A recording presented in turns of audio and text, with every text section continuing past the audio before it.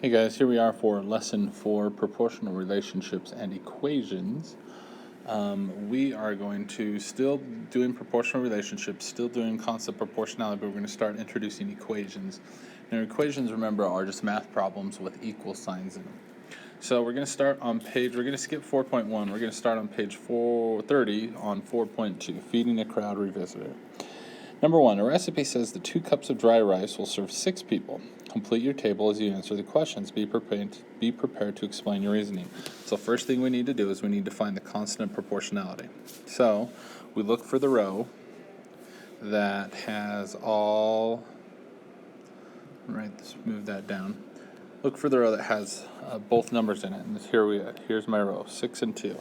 So remember, constant proportionality is second column over first column. So 6 over 2. Remember, this is my first column. This is my second column. So 6 over 2, I can simplify 6 over 2 to 3. So my constant proportionality is 3. I'm going to multiply everything in the first row times 3 to get first column by 3 to get everything in the second column. So 1 times 3 is 3. 3 times 3 is 9. 12 times 3 is 36. 43 times 3, pull up my calculator here. 43 times 3 is 129. X times 3. When we have a number and a variable, remember, the letter is called a variable, and a variable just represents some number that we don't know yet. Okay, so whenever we're multiplying a number and a variable, we just put them together. Usually the number goes first, so 3 times x would just be 3x. If you wanted to write out 3 times x, that would work too. Okay, so how many, letter A, how many people will 1 cup of rice serve? 3. Then we did 3, 12, and 43. How many people will X cups of rice serve? 3 times how many cups of rice we ever have. Okay, let's move on to number 2. The recipe says that 6 spring rolls will serve 3 people. Complete the table and answer the questions. Be prepared to explain your reasoning. How many will 1 spring roll serve? How many will 10 spring rolls serve? And how many will n spring rolls serve? So pretty much we just need to answer or fill out the chart again. So remember, second column over first column. So there's my number. So it looks like all they did was they just switched the columns around. So spring rolls comes first and number of people comes second. So 3 is in the second column. 6 is in the first column. So if I simplify 3 over 6, my constant proportionality is 1/2. So I'm going to multiply everything by 1/2 in the first column to get the second column. So half of 1 times 1/2 is just 1/2. 10 times 1/2, or half of 10, is 5. 16 times 1/2, or half of 16, is 8. 25 times 1/2, or half of 25, is 12.5. And 1/2 times n, remember, when we're multiplying a number and a variable together, we just put them together. So 1/2 n, 1/2 times n is just 1/2 n. Or if you want to write the times, that's fine. 1/2 times n. Okay? How was completing this table different from the previous table? How was it the same? Well, it was different. We came up with different answers. We multiplied by 1/2 or divided by 2. You can think of it, we divided by 2. It was the same because we were multiplying by scale factor every time. All right. 4.3, Denver to Chicago. Page 31, bottom of page 31 shows the map, and then everything else is on page 32. So here's the map. The plane flew at a constant speed between Denver and Chicago. It took the plane 1.5 hours to fly 915 miles. Okay, number 1, complete the table. So if I turn the page, it's on 32. So once again, first column divided by second column. No, just kidding. Second column divided by first column. So if we look here, here's the first column, here's the second column. And now they give us a third column, but you'll see something here in a minute about the third column. So if I go 915, it's in the second column, over 1.5, if I pull up my calculator and go 915 divided by 1.5, I get 610. So that is my speed, 610 miles per hour. Now, if we look back up here, it said a plane flew at a constant speed. So constant means it's going the same. It never changes. It's like they put it on cruise control, right? The speed doesn't change. So the speed for all of these is 610. 610, 610, 610. Okay? The last one's pretty. So, same thing. I'm just going to take everything in the first column and multiply it by 610 to get the second column. So 1 times 610 is 610 miles. 2 times 610 is 1,220. 2.5 times 610 is 1,525, so 1,525.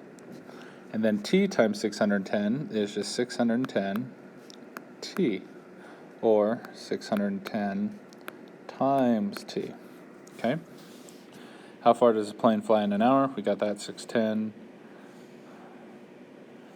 Number 3, how far would the plane fly in t hours at this speed? Well, 610 times t.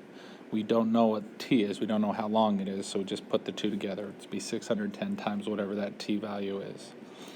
If d represents the distance that the plane flies at this speed for t hours, write an equation that relates t and d. So, we already have t right here, right? T's right here. So, we talked about this in lesson 3. We have distance equals rate times time. Well, we have this part. My rate is my speed, which is 610, and my time is t. So they want us to write an equation using d. So we don't know what the distance is. So distance equals 610 times t. So there's my equation. I don't know what the distance is because I don't know what the time is. But I know the speed is 610. Okay? How far would the plane fly in 3 hours at this speed? At 3.5 hours at this speed. So, once again, we just take 3. We can just take 3 and 3.5 and plug it in for t, for time, right? So we just would go 610 times 3. And that's 1,830 miles. And then we do the same thing, 3.5 times 610 would give me 2,135 miles. Okay, so once we know the speed, we can multiply it by the time, any time we have, and we can find the distance. Okay? Looks like we have one more on page 33, revisiting bread dough.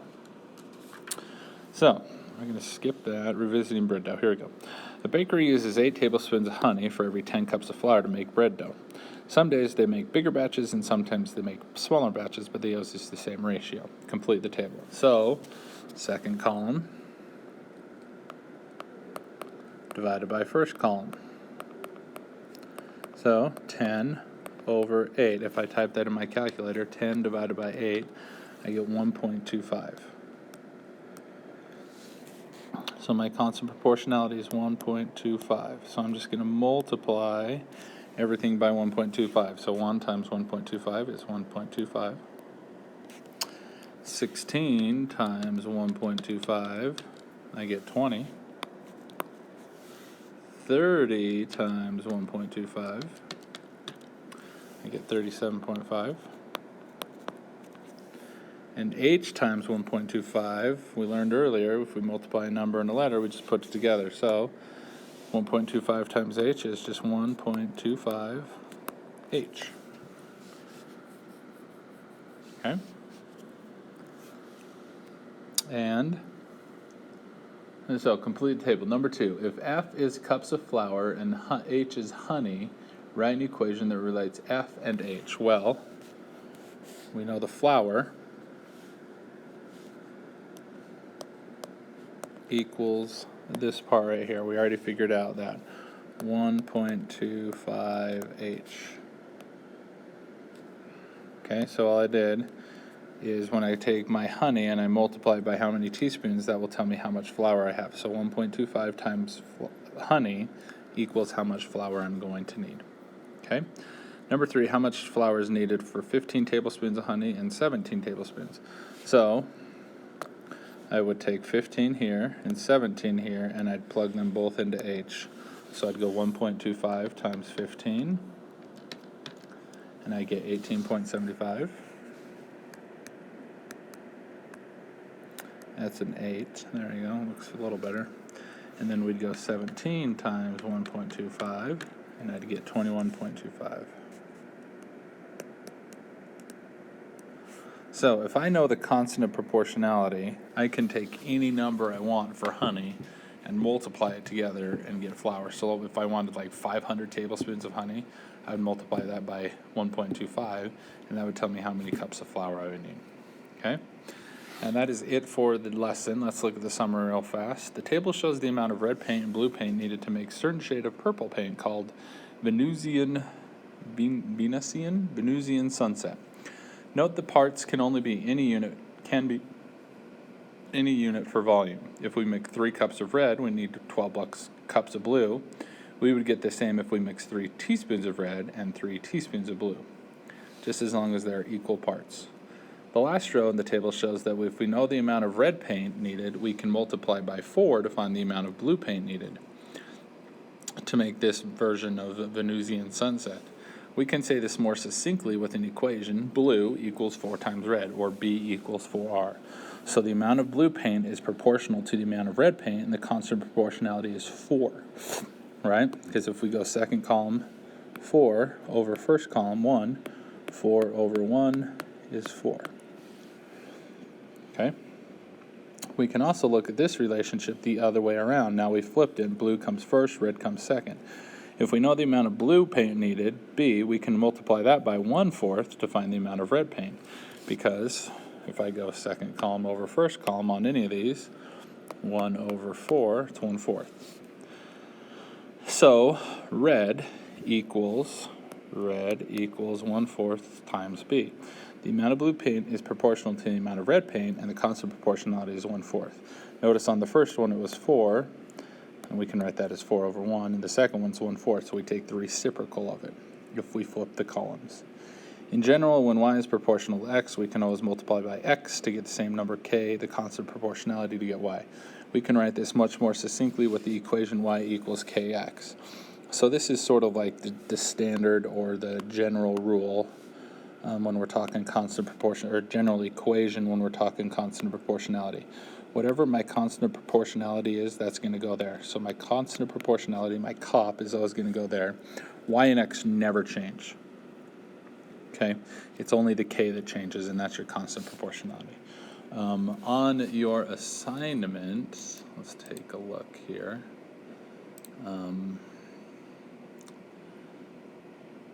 So, on number 1, it says a certain ceiling is made up of tiles. Every square meter of ceiling requires 10.75 tiles. Fill in the tables with the missing value.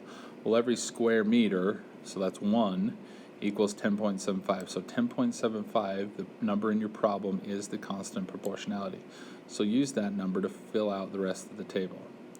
Remember, if you're struggling and you get it wrong, there's a video after you submit that you can watch. It just helps you go through the problems.